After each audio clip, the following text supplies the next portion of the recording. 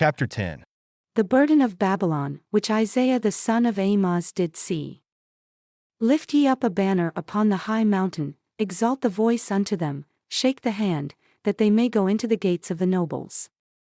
I have commanded my sanctified ones, I have also called my mighty ones, for mine anger is not upon them that rejoice in my highness. The noise of the multitude in the mountains, like as of a great people, a tumultuous noise of the kingdoms of nations gathered together, the Lord of hosts mustereth the host of the battle. They come from a far country, from the end of heaven, yea, the Lord and the weapons of his indignation, to destroy the whole land. Howl ye, for the day of the Lord is at hand, it shall come as a destruction from the Almighty. Therefore shall all hands be faint, every man's heart shall melt, and they shall be afraid. Pangs and sorrows shall take hold of them, they shall be amazed one at another, their faces shall be as flames. Behold, the day of the Lord cometh, cruel both with wrath and fierce anger, to lay the land desolate, and he shall destroy the sinners thereof out of it. For the stars of heaven and the constellations thereof shall not give their light, the sun shall be darkened in his going forth, and the moon shall not cause her light to shine. And I will punish the world for evil, and the wicked for their iniquity. I will cause the arrogancy of the proud to cease, and will lay down the haughtiness of the terrible. I will make a man more precious than fine gold, even a man than the golden wedge of Ophir. Therefore, I will shake the heavens, and the earth shall remove out of her place, in the wrath of the Lord of hosts and in the day of his fierce anger. And it shall be as the chased roe, and as a sheep that no man taketh up, they shall every man turn to his own people and flee every one into his own land.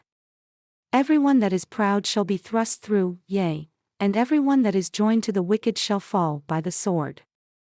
Their children also shall be dashed to pieces before their eyes, their houses shall be spoiled, and their wives ravished. Behold, I will stir up the Medes against them, which shall not regard silver and gold, nor they shall not delight in it. Their bows shall also dash the young men to pieces, and they shall have no pity on the fruit of the womb, their eyes shall not spare children. And Babylon, the glory of kingdoms, the beauty of the Chaldees' excellency, shall be as when God overthrew Sodom and Gomorrah. It shall never be inhabited, neither shall it be dwelt in from generation to generation, neither shall the Arabian pitch tent there, neither shall the shepherds make their fold there. But wild beasts of the desert shall lie there, and their houses shall be full of doleful creatures, and owls shall dwell there, and satyrs shall dance there. And the wild beasts of the islands shall cry in their desolate houses, and dragons in their pleasant palaces.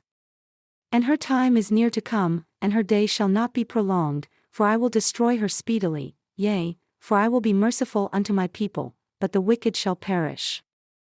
For the Lord will have mercy on Jacob, and will yet choose Israel, and set them in their own land, and the stranger shall be joined with them, and they shall cleave to the house of Jacob. And the people shall take them and bring them to their place, yea, from far unto the ends of the earth, and they shall return to their lands of promise. And the house of Israel shall possess them, and the land of the Lord shall be for servants and handmaids, and they shall take them captives unto whom they were captives, and they shall rule over their oppressors. And it shall come to pass in that day that the Lord shall give thee rest from thy sorrow, and from thy fear, and from the hard bondage wherein thou wast made to serve. And it shall come to pass in that day, that thou shalt take up this proverb against the king of Babylon, and say, How hath the oppressor ceased, the golden city ceased? The Lord hath broken the staff of the wicked, the scepters of the rulers. He who smote the people in wrath with a continual stroke, he that ruled the nations in anger, is persecuted, and none hindereth. The whole earth is at rest and is quiet, they break forth into singing. Yea, the fir trees rejoice at thee, and also the cedars of Lebanon, saying, Since thou art laid down, no feller is come up against us. Hell from beneath is moved for thee to meet thee at thy coming. It stirreth up the dead for thee, even all the chief ones of the earth, it hath raised up from their thrones all the kings of the nations. All they shall speak and say unto thee, Art thou also become weak as we? Art thou become like unto us? Thy pomp is brought down to the grave, the noise of thy viols is not heard, the worm is spread under thee, and the worms cover thee.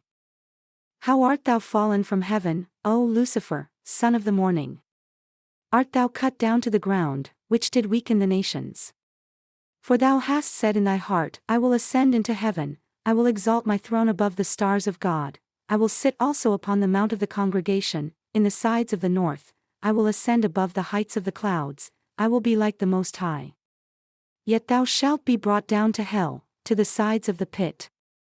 They that see thee shall narrowly look upon thee, and shall consider thee, and shall say, Is this the man that made the earth to tremble, that did shake kingdoms, and made the world as a wilderness, and destroyed the cities thereof, and opened not the house of his prisoners?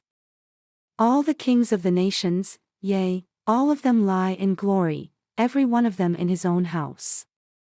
But thou art cast out of thy grave like an abominable branch, and the remnant of those that are slain, thrust through with a sword, that go down to the stones of the pit, as a carcass trodden under feet.